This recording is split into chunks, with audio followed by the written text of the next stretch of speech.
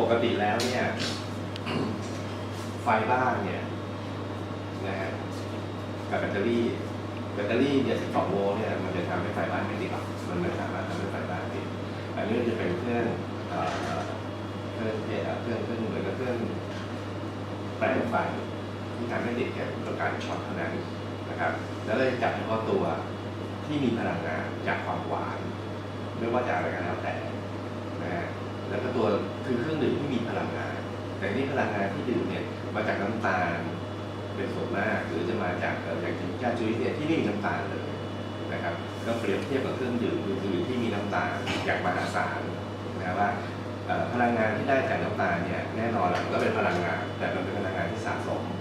แล้วก็ตกค้างแต่จริงๆก้าจุ้ยเป็นความหวานที่มีพลังงานที่ไม่มีน้ำตาลเลยเป็นความหวานหอมที่ได้จากทุเรียนเทศตลอดข้าวสาลีและก็ยาหวานเขียวล้วนๆเลยแล้วก็ไม่มีสารตกค้างใดๆทั้งสิ้นอันนี้ผมเลือกให้ดูว่า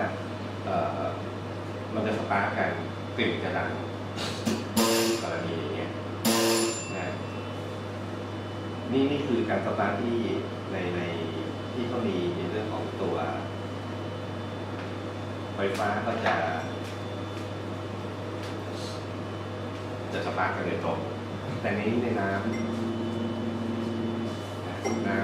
คือมันเป็นตัวน้ำนะครับอันนี้จะให้ดูขอบได้จิ้มตัวไหนก่อนก็ได้นี่คือน้ำอัดลมนะฮะน้ำอัดลมที่เด็กๆหรือคนทั่วไปไม่ได้รู้จักอยู่ก็ทำให้ไฟติดผมไม่น้ำทั่วติดกันนะครับทำให้ไฟติดนะครับพอทำให้ไฟติดน้ำในนี้มาจากไหนหมายถึงว่าส่วนผสมของน้ำเนี่ยมันมีอะไรบ้างแน่นอนนะน้ำตาลนะครับเป็นมีผลไม่ดีเลยต่อร่างกายนะครับอันนี้ก็คือน้ำส้มที่เราดื่มน้ำส้มที่เราดื่มนะจะเห็นได้ชัดไม่ใช่แต่น้ำปกติจะเป็นอย่างเงี้ยแค่นี้แต่น้ำส้มที่เราดื่มกันนะฮะแรงมากเลยแล้วมันเต็มไปด้วยน้ำตาลทั้งนั้นเลยนะครับอันนี้เป็นเครื่องดื่มชูกำลังนะฮะส่วนผสมของเขาคือคาเฟอีน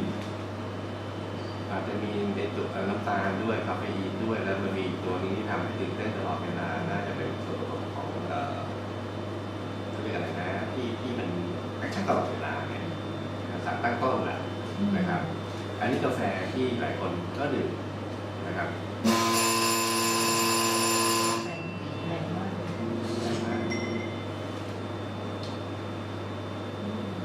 มันคาเฟอีนล้วนๆแล้วก็น้ำตาลล้วนๆเลยแล้วบวกกับส่วนผสมของครีมเทียมนะฮะนี่เป็นกาแฟมิกเซอร์ครีมวันนะครับอันนี้ก็เป็นกาแฟที่เขาบอกว่าเป็นกาแฟเพื่อสุขภาพนะฮะ